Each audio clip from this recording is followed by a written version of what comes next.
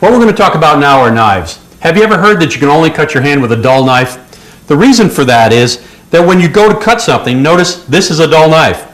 Notice how wonderfully it's not cutting the tomato. If you were trying to do something fancy with a carrot, you'd notice it would slide off the carrot. The thing about a dull knife is you're always having to use more pressure on the knife because it is dull. And a lot of times you have no respect for a dull knife.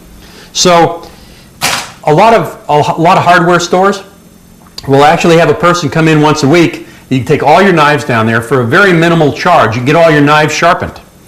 The other thing is you can have a sharpener at home. What's important is once you get an edge on a knife, what you want to do is you want to keep the edge on the knife. And this particular little device here is a handy little device to put and keep that edge on there once you get an edge on a knife. Now, if you ever have a visiting chef come to your house to cook, or if you ever have watched any cooking shows when they have a visiting chef, there's one thing the chef will always bring. He won't bring his apron, he won't bring his gloves. What he'll bring is he'll bring his own special set of knives. Well, I have my own special set of knives, and that is, I like a Chinese cleaver, a small Chinese cleaver. There's great big Chinese cleavers, but these little guys are great because you can do really cool things with them.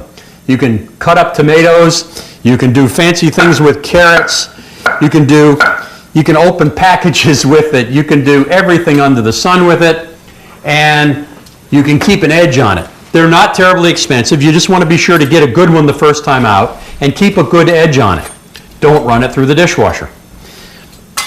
If you wanted one that's bigger, you can get one of these. These are really good when you're chopping. Use a two-handed approach here to be able to chop things.